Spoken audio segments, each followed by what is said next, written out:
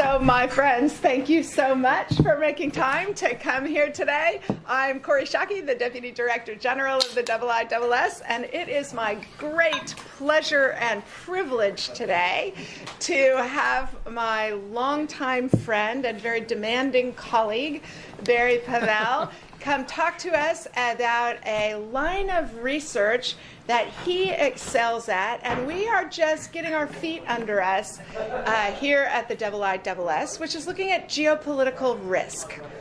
Barry and I were youngsters together in the Pentagon. He was a civil servant there, where he did a whole bunch of interesting stuff, including being the Principal Deputy Assistant Secretary for SOLIC, right?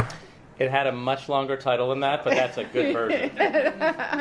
He was the Senior Director and Special Assistant to the President of the United States in 2008 to 2010, so both Bush administration and Obama administration. He abandoned the U.S. government and went, you were the founding director of Scowcroft, right? Yeah. Of the prestigious Scowcroft Center at the Atlantic Council of the United States. He, where he holds the chair in honor of Arnie Cantor, one of his predecessors as defense advisor to the president. And it is a great pleasure to have you with us, my friend.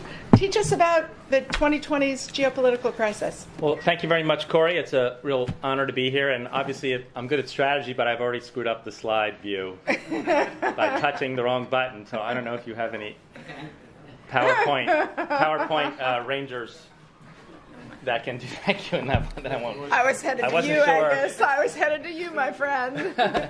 Well, the purpose of this briefing is really to stimulate some thinking in what I would call the medium term. Thank you. I'll probably do it again. The medium term. We have a lot of focus on today's headlines, and boy, let me tell you, in Washington, we're tired. Every morning, it's something new. And then we have a lot of good work on 2035 and 2040. And in fact, at the Atlantic Council, our director for foresight is updating his 2035 look. It'll come out next month. This is Matt Burrows, who used to do this for the CIA, the Global Trends work. But it struck me there's just some really medium-term things that are gathering, in my opinion, that are really concerning to me. And so I really just want to stimulate thinking. This is not a prediction of what's going to happen, but I try to raise issues that I think I see coming, and trying to get people to start thinking about it. I'm sure things in this briefing will not all be 100% true in the 2020s, but I think the general trend is relatively accurate, and so I think it's much more worrisome than people are looking at. I take a lot of the premise from Bob Kagan's book, The Jungle Grows Back, where Bob basically says it was a very abnormal period after World War II until recently, where the United States decided it was going to exert enormous power at enormous cost across the world, providing security for others, providing stability so that countries could focus on their economy and not engage in normal geopolitical behavior, which really had characterized all of human history almost until the 1940s, until 1945. And so his point now is it's not surprising that the American people are tiring of this. It was an enormous exercise of power and is not the norm. And now history is coming. Pre-1941 history is coming back. Now, I don't think it's going to come back exactly the way he's thinking, and that's what I'll try to cover a lot in my briefing, assuming that I can get the technical part down. So just push the. Oh, I can do next there. Great. So the overview is I'll talk about what I think are the 5 elements of our new era, and I'll spend time on each one of those 5 because I think it's really important. Most people just jump to one, and I think it gets a little mixed, but I think there's actually 5 that are noteworthy. You may tell me there's 6 or 3, but I think it's sort of in the ballpark. I'll quickly cover a lot of trends because I don't want to spend a lot of time. Just it's left click, not right click. Oh, the left click. Thank you. And so I'll go a little bit faster than I normally would because I know this is an engaging group, and I don't want to spend the whole or even half the time talking. I don't like to hear myself talk. I like to learn from people like you. We'll talk about the scenarios that I see, pretty basic, the implications for strategy and alliances. Oops, and actually the 6th Roman numeral is not actually part of this briefing.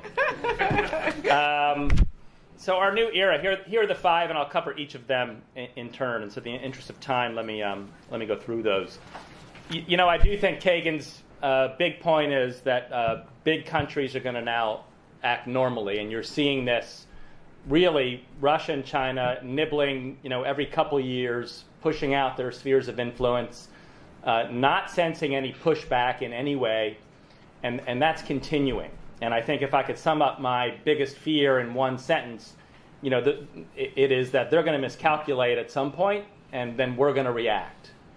I see those trends coming. I'll talk about the context of that, but sort of in a nutshell, America seems tired. They are aggressive, and so that the normal behavior that they exhibit is going to now cause a miscalculation of some sort. And so the U.S. is taking notice of this in the strategic documents that Corey and I used to write or contribute to. The national security strategy and the national defense strategy are all sort of focused on this great power competition, and so that's a good step. But that's just a strategy document, and then I'll talk to you about how it's not even really a great first step, and I'll say why. The second element is that we're really only at the beginning of the unfolding digital age. We kind of feel like we're in the middle of it. I mean, Facebook was born 10, 15 years ago. But when I talk to people in Silicon Valley, and then I was just in Shenzhen last December, which was eye-opening, we're really in for much bigger changes than we've seen from the internet, especially when you look at the bio revolution, the potential for quantum computing, and other things. And all of those technologies are going to have structural effects on how we relate to each other in our societies, how our economies are powered, and how our security posture is established. Third, I think when people will say, well, we've dealt with propaganda before, we're really in a new information environment. This feels different. When U.S. institutions were established at the beginning of the Cold War in 1947, it was very hard to get information that we needed and relatively easy to analyze it. And now we are just drowning in data. 2.5 quintillion bytes generated daily. I can't even count that high. And most importantly, the data is of very uncertain quality and integrity. We just don't know if what we're reading, if what we're hearing, if what we're seeing, we don't really have an automatic good sense anymore that this is good data, and our competitors are weaponizing the platforms built on the digital age. So all of these elements are additive. Great powers are using the digital age to really, really achieve their goals, to weaken our national power and to destroy our alliances. And these new platforms give them enormous new reach to do the same types of things the KGB used to do a long time ago, but with much greater reach and much more precision. Here's one slide I like. You could pick almost any sort of spoke, but we just have a ton of data. 4.3 million videos watched every minute on YouTube, 3.8 million Google searches every minute, 13 million texts, although my daughter's like about 1 million of that, I think. But lots and lots of data on lots and lots of platforms, and this is probably changing by the month, so this is probably even a little bit outdated. And then for those of you who know deepfakes, sorry for the tutorial, but now we can't believe what we see. And oops. I guess you won't be able to hear, but at least this is not Obama talking, but it's his voice. But he's never said these words. And so this is called deepfakes, where the ability to, and I'll let you watch the last part of this, which is kind of chilling.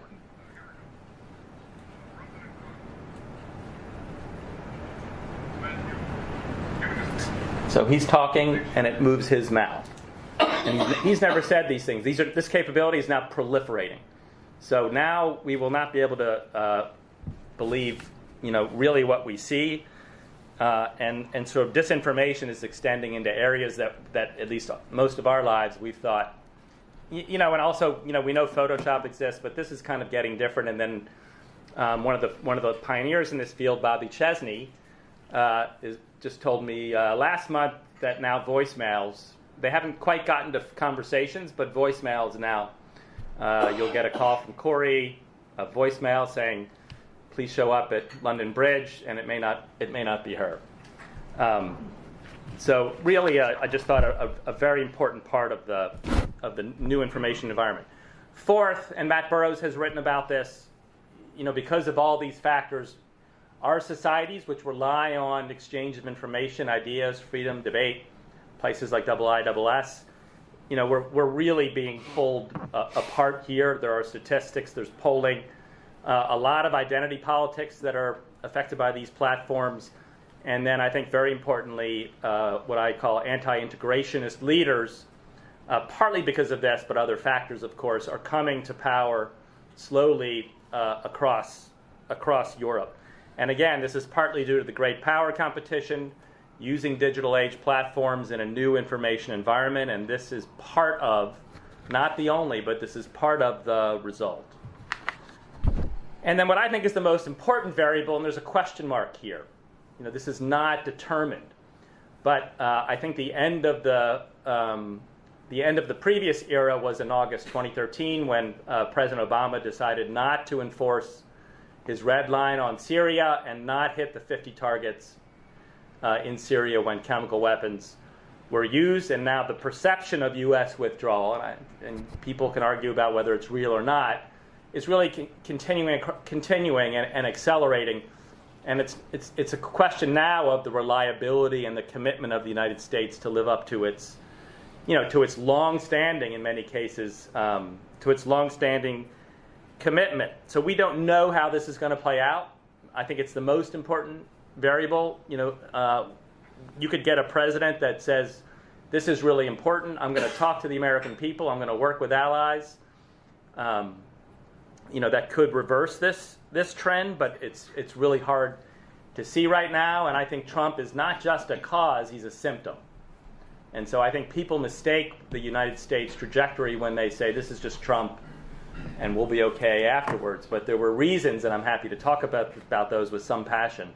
There were reasons why Trump was elected. It's not only him, but he's making it, in my opinion, he's exacerbating the situation with some of his policies. I'll go through some of these global trends just to add more context a little bit more quickly, but it helps us to place all of that into sort of context. We have demographic trends all over, and I think one of the key ones is India's really going to grow robustly, and their demographic profile in terms of working age proportion to retire proportion is very strong. You see that very nice, smooth middle. Whereas if you look at China's, and here's the real key for China, they're going through what some have called demographic collapse, where the number of workers in the workforce compared to the retirees is just plummeting to the point where you'll have two workers per retiree in 2050, a really precipitous decline. Can they make that up? Yes, they can use robots, technology, they can use immigrants, they can try to reverse the fertility issues, but that's a long, long road. And so if you combine this with other pressures, including pressures that I'm now seeing and hearing about from friends in Beijing on the Chinese economy, it makes my concerns of this overall picture a little bit worse. America's changing too, getting much more diverse. If you see the trends in particular between 2015 and 2065, a much more diverse economy. And then I picked a random slide on Europe, but I think it's important, and so you could say there's lots of other important demographic pictures of Europe, but the views about immigrants being a burden are pretty significant. And this was a 2014 Pew Research Center survey, and so I would be interested in getting the updated data on that. Economy, the U.S. fundamentals are really strong. This was the WEF annual survey. Germany, France also strong. I think China's underrated there, but this is a competitiveness index and not an overall economic index. In terms of overall economy, China's going to surpass, or already has surpassed, the United States, depending on how you measure it, and India at some point will also. And then in terms of technology, which is increasingly driving the global economy, you could look at any chart regarding Chinese trends, and they are really moving very quickly. R&D spending on the left, STEM degrees in the middle, venture capital, now 40% of the global total on the right. And then when you look at particular areas, fintech, virtual reality, autonomous driving, they are moving very, very quickly. In terms of drones on the right, it's an exploding commercial sector in China. I went to DJI in Shenzhen. Very, very impressive and very interesting, and that's getting funneled right into the Chinese military. And then autonomous driving, one of my discussions with a Chinese entrepreneur, he said, "We're behind you now, but we're gonna overtake you." And I said, "Why do you think you're going to overtake the United States in this area?" He said, "You have 8 million jobs at stake in your transportation sector, and your unions are going to slow you down, but that's not going to happen. Not going to happen here." So this might be overstating it, but the trends are very, very clear. And that's not a zero-sum game. This is economic issues, and so potentially this is a pie that can grow, but I think the trends, overall are quite noteworthy. This is just a slide to show that obviously defense spending continues to accelerate. This is a 30-year march in terms of China's efforts. The U.S. isn't staying put, and neither are other countries in terms of spending.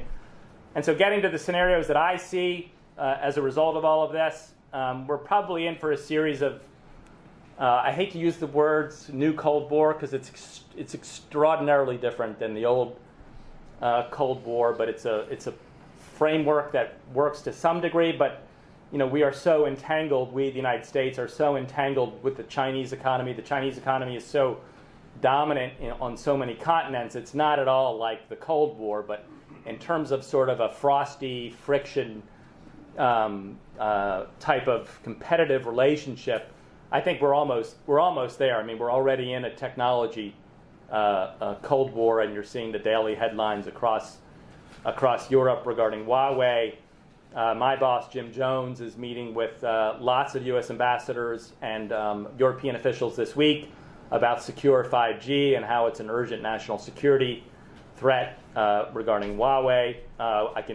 We did a 2-page memo that he signed that's making the rounds and getting some press as of today.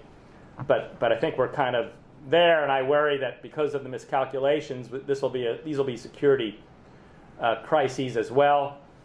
You can't rule out the possibility of major war. My hope is we go to what I call, or what Matt Burrows calls, a world partly restored, where it moves back toward a collaborative situation. You'll have more tech controls, you'll have more immigration controls, but it'll feel a little bit more like the previous period. But if you think about Bob Kagan, this behavior doesn't fix itself. You have to tend to the garden. You have to exert power. You have to provide reliable security guarantees, and the whole thing. Here's a slide I've thought a lot about, but I'm not an expert, and that is, if it's the first time in my life that if someone asks me what's the biggest geopolitical variable over the next 5 to 10 years, it's European disintegration, and I just haven't seen as much on this as I wanted to, and I think that photo you see there, I think I put it on in the briefing before the French protests. So the question to me in the 2023 and beyond period is how much disintegration, or will this be reversed? I hope it's reversed. But how much will we see? What's going to happen in Germany in 2021 when the next chancellor election happens? And then importantly, Xi Jinping and Vladimir Putin get a vote. So how might they look to continue to exploit this? When I was in the gym this morning at the Marriott, I'm watching Russia Today, and they are so good. I mean, there was not, I was watching it for half an hour. It made it much harder to work out. And every single story was a very subtle, nuanced portrayal of how the US and Europe are just disintegrating based on identity, based on overreach. It was just very, I was just really shocked by how well done it was. And then we've been pretty lucky not to have had a major strategic shock for quite a while. I have a sense we're overdue. It's impossible to say what that's going to be. I list a couple of things there, but it strikes me that with all this flux in the system, with all of this activity, the likelihood of surprise, I think, in the next 5 years is just very, very strong. That surprise could be positive. We could use that surprise could open up doors that advance our collective interests, but it also could be somewhat jarring and damaging for our interests. In terms of the implications at a first order level, great that the U.S. had the great power competition in their strategy documents. There were no goals listed yet. The U.S. does not know what it's trying to, where's the finish line on this competition. So we're trying to help a little bit with that, but there's no goals for the U.S. Does it want China to be a democracy? Does it want to just coexist with China? What's the goal regarding Russia? So these types of very sort of core strategic questions remain to be answered, and they will have enormous impact on alliances. Some allies will be with the U.S. on the goals that are developed, and some won't. The second bullet says that China and Russia are much better at addressing all 5 of those elements, whereas the bureaucracy that Dr. Shockey and I are used to, it'll really do great power competition very well, probably do digital age very well. We saw the new AI directive out of the White House yesterday. But in terms of sort of managing the information environment, despite Hollywood and Twitter and Google and Facebook and Apple, and in terms of our society's polarization, I worry that our adversaries are going to be better at managing that than we are. And you'll probably see frequent updates of U.S. strategies as some of these events play out in the real world. And then I think that the Defense Department is way over-optimized for counterinsurgency and not even close to being ready. It's probably a 5 to 10 year window for any great power crisis or conflict that lasts longer than probably 2 weeks in terms of all sorts of aspects of the defense enterprise.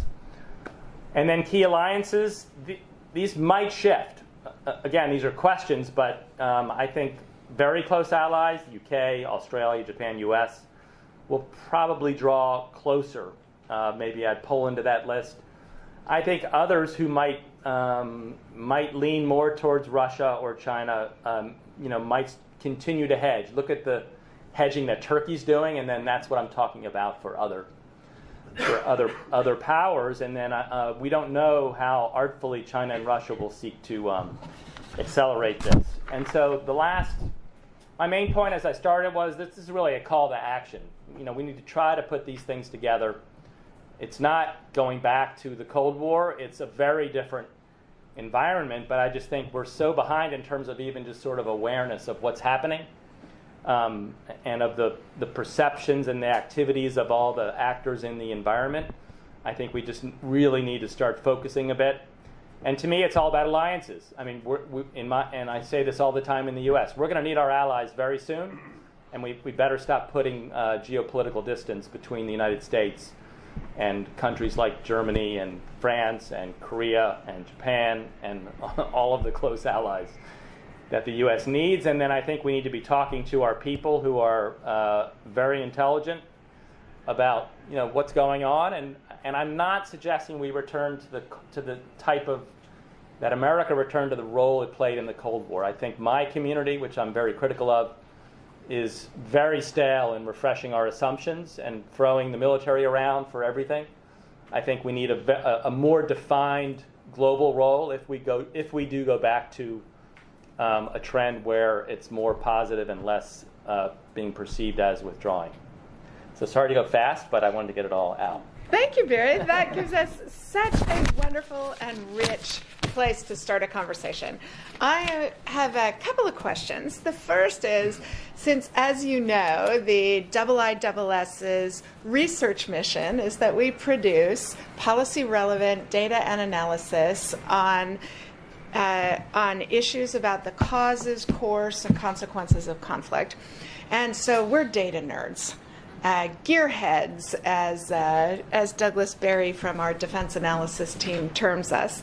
So I can't resist starting with the methodology question, which is that one of the challenges for doing futures work is figuring out how linear to make your projections, right? And I'm a big fan of Stephen Jay Gould, the evolutionary biologist, who argued that our view of evolution is contingent because we know a starting point and we know a contemporary point and we draw a line between them.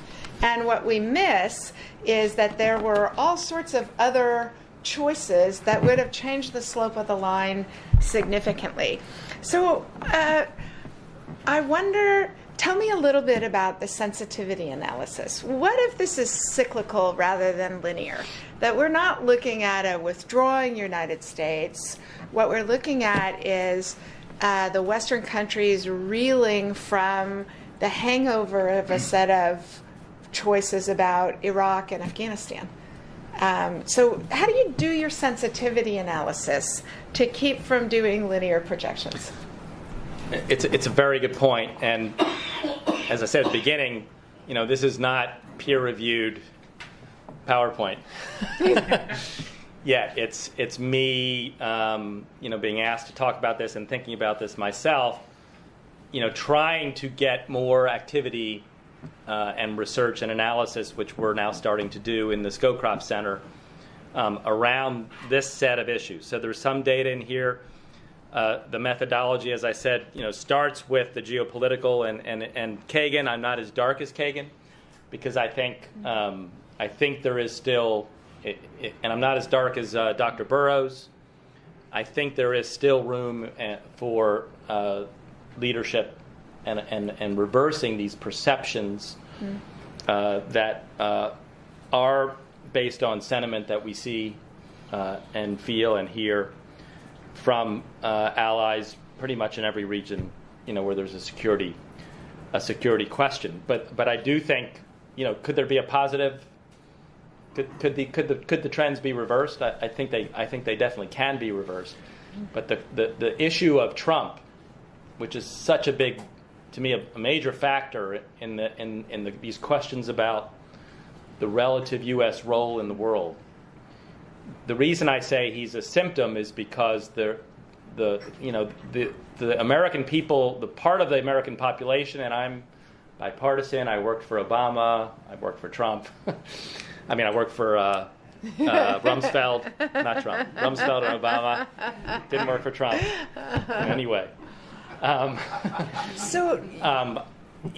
My main point is that there have been unbelievably disproportionate sacrifices by part of the American people. They've lost fathers, they've lost husbands, they've lost jobs from policy, sort of as policies being exercised as usual. And so, if we think things are going to go back, but if Trump loses an election or gets kicked out of office, if we think things are going to go back to the way they were, I think these cohorts have been rather patient. And I think that patience ran out and was demonstrated in, there were other factors, and I could talk all about the election and the numbers, which I have in my head. But, I don't think it's going to go away. And even when I hear about Vice President Pence, he's not really an internationalist. He gives speeches, but he does not, it's not in his blood. Mm-hmm. So I think those are the data that we're trying to corral. And where are the American people headed? But a strong leader can then engage and mobilize. So you mentioned the security threat of Huawei and 5G infrastructure. It's a very hot topic here in London and in many of our other countries. It also looks like an important inflection point where the Western states are coming towards an agreement to renationalize a lot or de-Sinify their critical infrastructure. It sounds like you have dialed in on the 5G issue. Actually, what a terrible metaphor, right? Dialing in over, that's old technology. You have focused in on 5G. Talk us through this security case. Why are the Five Eyes states in particular so anxious about this? Well, I'm not even a 4G expert, so I'm definitely not a 5G expert, but my boss, General Jones, is on a... Retired General Jones. Retired General Jones. I've not seen him this animated since I worked for him under President Obama. And I think the main cases here are that this is going to be a core piece of the infrastructure of the 2020s economies. If Huawei is the owner of the infrastructure for Western economies, this is also the infrastructure that that militaries will operate on. And again, I'm not a technical expert on it, but General Jones and others who I've talked to about this say that if that's the case, they're not going to be operating in NATO because there is no way that can be a communication that is secure against Chinese activity, surveillance, disruption, and lots of other. There's a whole spate of potential behavior that the adoption of Huawei for 5G, and this is a question within the next 24 months. It's not a medium-term question. It's rather time sensitive, but the place that this would put China in, and I don't think anyone here would say, well, Huawei's not connected with the Chinese government in any way, would be extraordinarily damaging if there were a crisis. If you like the way the Chinese are treating the Belt and Road countries, you will love Huawei as the primary carrier of your infrastructure. And I'm sure you were all shocked when the African Union found out that the data that Huawei that China had put in African Union headquarters was going right to Beijing. So imagine that on a continent-wide basis. My last question is one about identity politics, because you identify it as a vociferous force in Western societies, and it is a long-standing debate in democratic politics, whether that's a source of strength or weakness. And there's for those of you who haven't yet read it, there's a really interesting exchange of articles in the last couple of issues of Foreign Affairs, the Council on Foreign Relations journal, which parenthetically is not nearly as good as Survival, the IISS's journal. There's this terrific exchange where Frank Fukuyama wrote a piece on the dangers of increasing identity politics in the West. And they invited a series of responses to it. The one I found most powerful was by Stacey Abrams, who had been the Democratic candidate for governor of Georgia.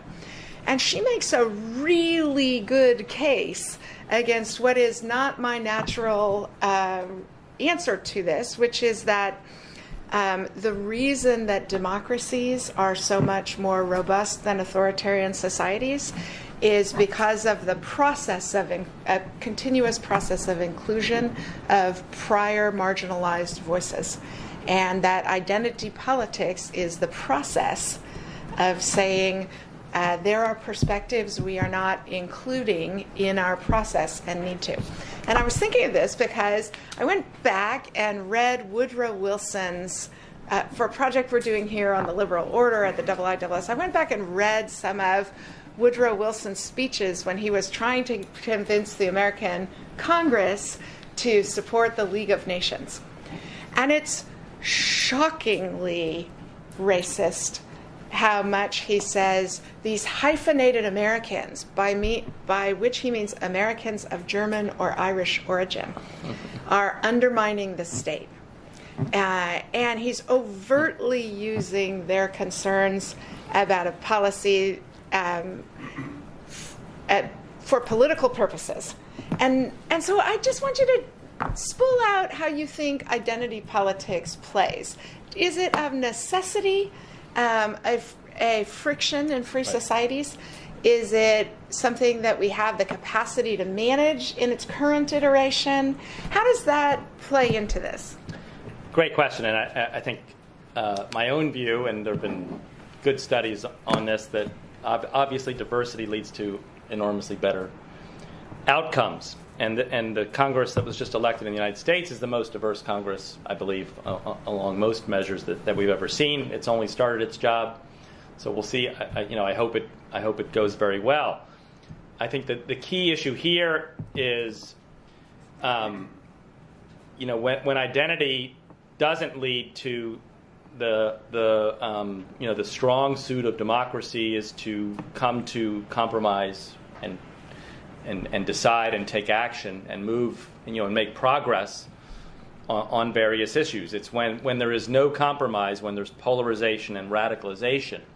That's the problem. It's not obviously people advocating for their own identity in various forms. And so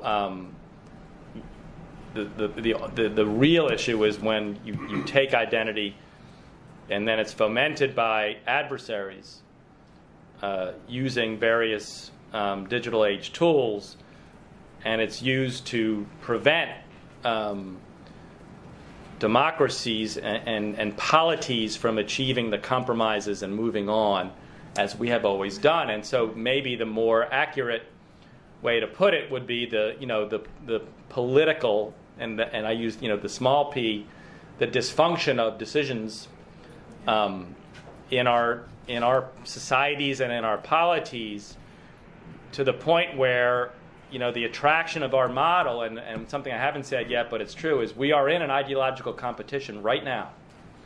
China's using and Russia is also involved, but China's using digital goodies to give to all 65 plus Belt and Road countries to promote its brand of authoritarianism, making it easier for dictators to do the same types of things to its people that China does.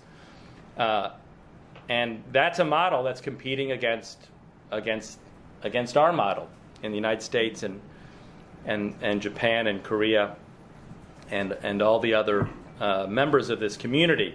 So we're in an ideological competition. The question is, how are we going to get ourselves right to compete effectively? And one of the big issues is, our model hasn't looked very good for a while. When I go to places like Singapore, and this was even like 5 years ago, and this issue comes up, they say, we certainly don't look at you as a model anymore. And so part of my message is we need to try to get our act together, even though our societies are in a different place. And we need to sort of marshal and harness our diversity. And we're in a time where identity has come to the fore, partly because of the digital platforms where, like goes with like. Actually, that's a pretty good in light of Facebook, which I'm not on. But groups are assembling together based on identity. So I think the key is we really need to sort of go back to, in some ways, let's embrace the diversity of our societies and various forms of identity, but let's do that in a way that builds compromises and enables us to move forward. Fabulous answer. Okay, my friends, I have hogged the conversation for much too long. Won't you please, as you ask your question, tell us your name and what kind of work you do. I am Tom Codrington. I'm a policy planner at the Foreign Office. It's interesting to see your futures work. We've just done a similar piece on the 2020s. It's around 5 global trends.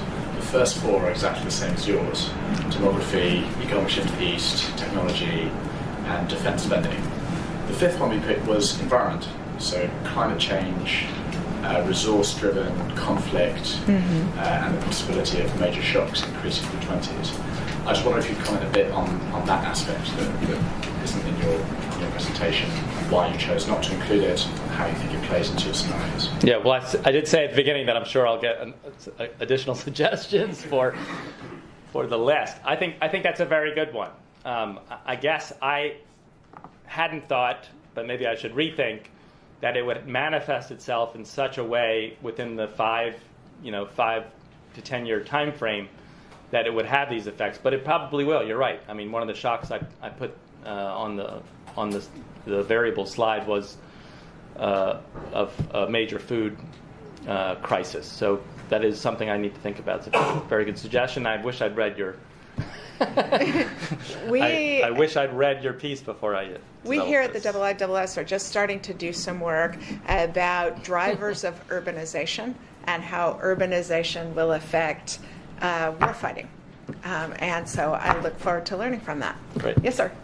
It's Masato Kimura, Japanese journalist. I have 2 questions related to European disintegration and identity politics. I think United States and the European Union have the same problem in the budget issue.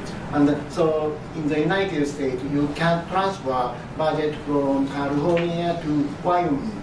And also in the European Union, Germany cannot transfer budget from Germany to Greece. And I think this problem produces a huge discontent in the continent, European and United States. How do you see, if you want to reverse these directions, U.S. and the European Union should implement the transfer scheme in budget? I'm going to ask you to hold your second question, and I'll circle back to you once I get through the list of other folks. Go. I'm not quite clear. I'm not quite clear. What was the transfer scheme in the U.S. part? I heard the Germany-Greece part, but. Budget. So you cannot renovate an abandoned or transfer system in budget. So in the past, you can distribute money from the central government to each state. But currently, you cannot do that. And so I think this produces a huge gap between the Wyoming and California. Actually, we do have an enormous transfer scheme. It's the federal government's Social Security policies. But there is more one. So, okay, that runs up against my conservative principles, my friend. It feels very large to me. Next question. Hi, Greg Rule, C5 Accelerator. This is going to seem, you're probably going to hate this question, so Sure. I apologize. I like questions I hate. In those graphs you showed, you had a graph of artificial intelligence and machine learning. And you rated the United States on top, the United Kingdom second, and China third, and I think Japan fourth. I'm just curious how the UK rates above China on the subject, particularly since of the 20 top technological firms in this area, 11 are American and 9 are Chinese. I think the slide you're referring to, and I'm trying to go back, was a spending slide, I believe. And so to me, those are indicative, but not, really outcome oriented. Not really outcome oriented slides. Was it this one? The one bottom right. Yeah. So this is venture capital investment in technologies in 2016 in millions of dollars, and so I imagine. So I'm sorry. Your question was why is UK so high? Well, why is the UK so high? Probably because it was 2016, and if you see the slope, and I've seen it in the FT and other papers of Chinese VC investment in AI, and I went to SenseTime, probably the leading Chinese AI company, in December, and spent 2 hours with them and saw their very chilling commercial, 3-minute commercial, which I think to Chinese ears sounded really good, but to me and our Swedish friends, we wanted to run as quickly as we could because it says things like, "We are with you everywhere," keeping things stable and managing our society. Right. And they showed the facial recognition and intersections for crowd management. So I think the reason is this is an older slide, and If I can toss in one from the cheap seats, it may also tell you about the depth of venture capital markets in the different places. I don't know how much cross investment they're looking at. It may also tell you depth of market for VC. Yes, sir. Yeah, my name is Lawrence Cockcroft. I'm with Transparency International. It's very interesting to me that, but I should say, like everybody else, very stimulating talk. Thank you. Now, if you don't like difficult questions, it's very interesting to me that you can talk excellently for 35 minutes about this and not once mention two words, United Nations. Now, I'm not raising this because I'm a kind of maniac in favor of the United Nations, but we do have to acknowledge the UN has achieved quite a lot. There are certain areas like even peacekeeping, certainly global commons in the future, certainly coordination of international development finance, in which the UN either has or could play a very important role. Now, my question is, are you really saying or thinking that what we're talking about now is a coalition of the willing, rather than a coalition of all the countries of the world? Excellent question. great question. I mean, I think there are still lots of areas, and certainly a lot more than I can list, but I could list a few more, where the UN will still play, enormously valuable roles for humanity, really. But there will be lots of areas where the Security Council continues to not function because of all the dynamics that I've put out there across this entire briefing. So I didn't mean to say the UN would still not be a major player. And the other thing, this briefing really, the hardest question, maybe someone was going to say it, the biggest criticism of this briefing is, where are the non-state actors? Where are the global CEOs and foundations that are doing enormous good also, and in some cases are actually, acting almost nation-state-like. And especially since I wrote a paper in 2015 that called this a Westphalian plus world, the plus being the non-state. That's, I think, something that I'm still working on, thinking about as part of this presentation. But I didn't mean to say I still think the UN is going to be very important, but it's going to be paralyzed, as it has been, on some of the geopolitical and regional security questions, but still will be a very important global actor. I am going to stop you there because we have an enormously long list and only 14 minutes left. All the way in the back. Thank you, Thomas Fröhlich. I'm with King's College, right down the street. I'm always puzzled that Russia is still playing such a big role, such a central role in these presentations. And I just attended a briefing on Russia at King's this morning, and I'm wondering what your take is on Russia and Chinese cooperation, or maybe even conflict. Is that more of an opportunity or a threat for the West? I would not call myself an expert on Russia, and I actually, one criticism I have gotten is there's not enough Russia in here. It's all China, and that's probably a Washington-centric, symptom. But everyone the experts whom I do speak with on this question, they all say their cooperation is transactional, and they don't really. This is not a deep strategic partnership, and even the energy deal from a few years ago was not really, isn't really as packaged, and so on and so forth. Yet, wow, we're seeing some indicators of cooperation and Chinese advancement into the European theater on a basis now where it's the frequency is starting to grow.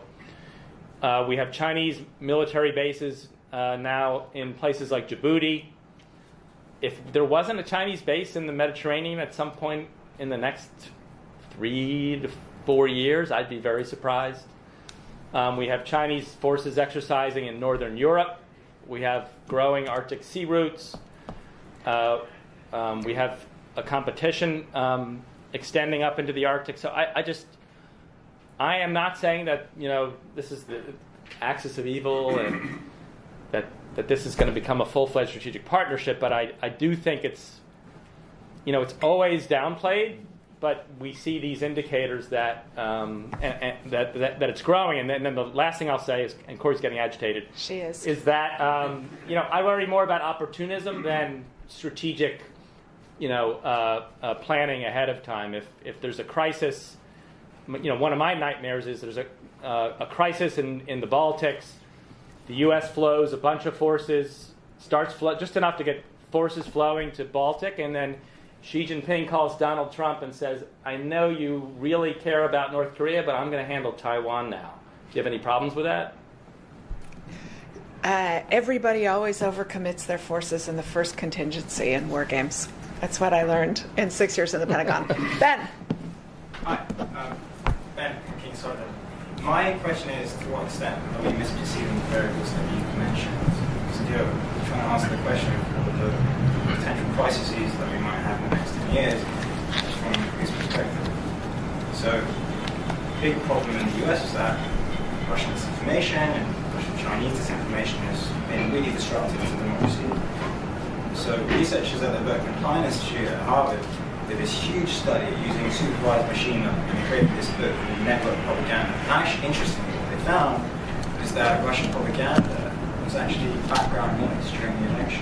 The majority of the hyper-partisan news was actually created by American media outlets and smaller media outlets. So to what extent do you think the variables that you mentioned are miscalculated? Excellent. I'm going to take one more question. Will. Will Jessett, late with the MOD. Actually, three very quick comments. First, thanks for a very good presentation.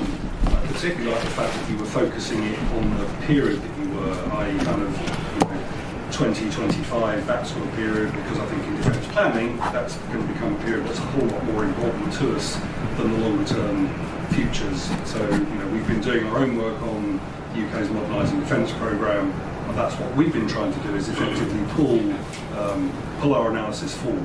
So we got a good plan for that period, but we have found the need to modernise still more quickly than we planned 3 years ago. So first, I think I like to actually. Second, it is that point of kind of, I think you mentioned the speed with which the Pentagon is struggling to kind of adapt its structures to changing circumstances. That's kind of because of the tension of defence planning is a long-term business, and it takes you a while to make that adjustment. But I think these 2 points come together. I think to get you to a point where kind of defence planning needs to become more nimble, more agile, it's been taking place rather more regularly, as I think is happening here and in the States. And final thought, I very much agree with your third point on internationalisation being the right way of handling all of this. And alliances, partnerships, in very many manifestations, are going to be the way of dealing with these security challenges, rather than trying to deal with them unilaterally. But there's a problem there too, because of kind of the tension of what's happening, certainly in European policy at the moment, is all about renationalisation. So I guess my point in all of this is there's a series of sort of inherent tensions in the way you're pitching this area that we're all, as policy planners, trying to deal with. Yep. So because our members are the lifeblood of this organization, I am going to take these last three questions and comments and then let you address them all. Disenburn, I'm a associate fellow here. I'd just like to focus on your call to action, which used to be on the screen but isn't anymore. I can get it there if I work hard. I mean, the thing that's is interesting is that when you look at the call to action, certainly in terms of American leadership at the moment, there's almost nothing that the current leadership is doing to respond to this call. Certainly strengthening alliances, engaging with our people, indeed in preparing, seems to be more on a sort of commercial basis rather than anything else. Now, I mean, the question that I have is, and the analysis and the observations that you make, maybe resonate here amongst elites and wonks. But what do you need to do to move this into something that, as it were, engages a population and changes leadership? Because that That's a seems to me to be fabulous question, Des. Matthew. Matthew Saville, I'm a pessimist, so congratulations, I'm terrified. Everything looks terrible, but I attempt to hand it to Sharky's renowned optimism. Where are the opportunities in all of these circumstances? Is there anything here that actually particularly plays to Western current or developing strengths? Teachers, Pat, and our cleanup hitter. Yes, actually, my name is Sultan, Brigadier General Sultan from Egypt. I'm the Egyptian Defense Secretary. I will take you back to your motherland. I have a question regarding the United States. You stated that President Trump is not just for a period going to make decisions, but it's not a Trump era, and even President Trump will get off the office, it will still the same. Maybe the majority of the world is stating that President Trump is doing out of the frame, he's not following his predecessor, and doing whatever he's like, and as we can see that the government shut off regarding the fence of the Mexico. So I want you to clarify, how is it Trump, or is it the American administration, is it the White House? It's a really important distinction. Giovanni, I am going to give you the last because you do such great work for this institution. Thank you for your presentation. My question has to do with the first part of your presentation where you said that China and Russia haven't been faced with much pushback, but in the future they might make a miscalculation forcing the U.S. to react. I was wondering if you can elaborate a bit more on what those miscalculations might entail. Okay, you have 4 minutes, Easy. Barry.